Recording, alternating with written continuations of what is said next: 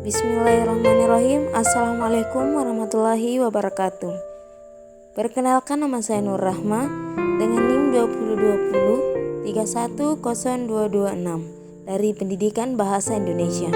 Di sini saya akan mempresentasikan seminar proposal, yaitu keefektifan model pembelajaran berbasis proyek pada pembelajaran menulis teks negosiasi siswa kelas 10 MA Lia Bantaeng. Di mana di bab 1 itu terdapat pendahuluan, di mana itu terdapat latar belakang. Ada 4 keterampilan berbahasa yang digunakan dalam pembelajaran bahasa di sekolah, yaitu keterampilan menyimak, berbicara, membaca, dan menulis. Keempat keterampilan berbahasa tersebut sebagai sarana intelektual. Keterampilan menulis lebih mengarah pada proses komunikasi ide, gagasan, dan perasaan yang sebelumnya disampaikan masih berbentuk pesan, serta masih berada pada wilayah psikologis pembicara. Menurut Tarigan 2008, menulis adalah menurunkan atau melukiskan lambang-lambang grafik yang menggambarkan suatu bahasa yang dipahami oleh seseorang, sehingga orang lain dapat membaca lambang grafik tersebut kalau mereka memahami bahasa gambaran grafik itu.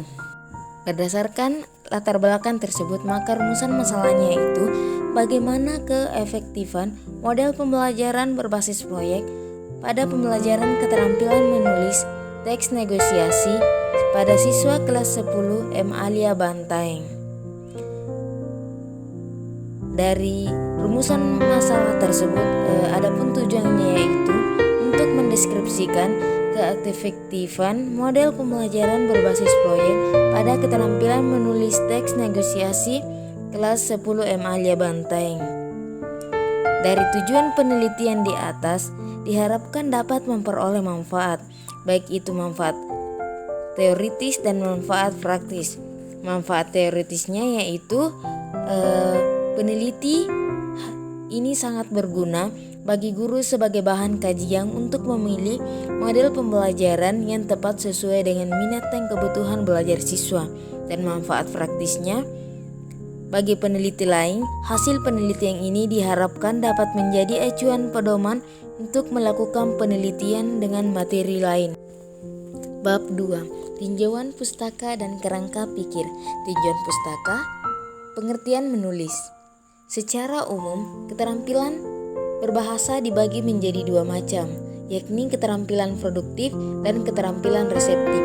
Menulis dan berbicara merupakan keterampilan produktif, sedangkan membaca dan mendengar itu merupakan keterampilan reseptif. Disebut produktif karena keterampilan tersebut digunakan untuk memproduksi bahasa demi menyampaikan makna, sedangkan disebut reseptif karena keterampilan tersebut digunakan untuk menangkap dan mencerna makna guna pemahaman terhadap penyampaian dalam bentuk bahasa, baik itu verbal maupun non-verbal. Menurut Syafi'i 1998, tujuan menulis ada 5. 1. Mengubah keyakinan pembaca, di mana pembaca diharapkan mempercayai sesuatu hal yang berkaitan dengan perihal pokok tulisan atau menyetujui apa yang kita kemukakan dalam tulisan yang kita sajikan. 2. Menanamkan pemahaman terhadap sesuai pada pembaca, yaitu pembaca diharapkan memahami perihal pokok-pokok yang kita sajikan. 3. Merangsang proses berpikir pembaca, yaitu pembaca diharapkan dapat terangsang untuk memikirkan hal-hal yang berkaitan dengan perihal pokok yang kita sajikan. 4. Menyenangkan atau menghibur pembaca. 5. Memberitahu pembaca. Motivasi pembaca. Teks negosiasi. Pembelajaran bahasa Indonesia dalam kurikulum 2013 adalah berbasis teks. Teks merupakan perwujudan kegiatan sosial dan bertujuan sosial, baik lisan maupun tulisan.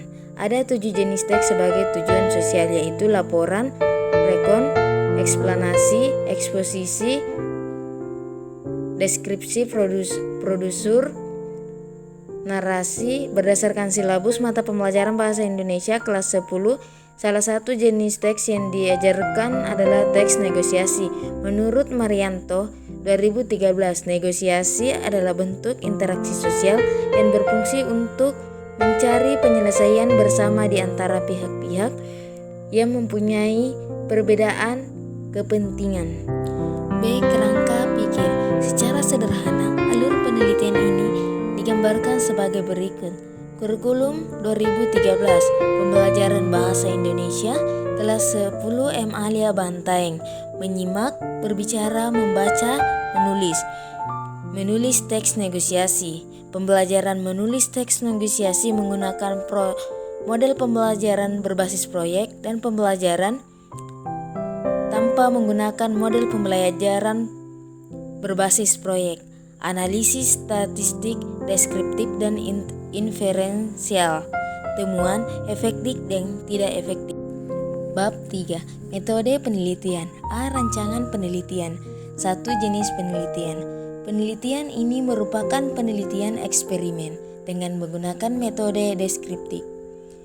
Menurut Sugiono 2017, metode penelitian eksperimen dapat diartikan sebagai metode penelitian yang digunakan untuk mencari pengaruh perlakuan terhadap yang lain dalam kondisi yang dikendalikan. Desain penelitian. Untuk memperoleh data yang akurat sesuai dengan masalah penelitian ini dirancang melalui penelitian eksperimen. Desain penelitian yang digunakan dalam penelitian ini adalah penelitian eksperimen semu. Penelitian ini menggunakan desain penelitian pre-eksperimental. Desain ini belum merupakan eksperimen sungguh-sungguh karena masih terdapat variabel luar yang ikut berpengaruh terhadap terbentuknya variabel dependen. Teknik analisis data. Data yang terkumpul dalam penelitian ini dianalisis dengan menggunakan teknik statistik deskriptif. Data yang diperoleh dari hasil penelitian melalui instrumen akan diolah dan dianalisis. Data ini digunakan untuk menguji hipotesis. Disinilah akan diketahui apakah hipotesis dapat diterima atau ditolak. Instrumen penelitian. Instrumen penelitian adalah alat-alat yang digunakan untuk pengumpulan data. Pada penelitian ini, alat yang digunakan dalam lembar observasi dan rencana pelaksanaan pembelajaran atau RPP dan instrumen teks hasil belajar. Itulah hasil presentasi saya. Saya ucapkan terima kasih. Wassalamualaikum warahmatullahi wabarakatuh.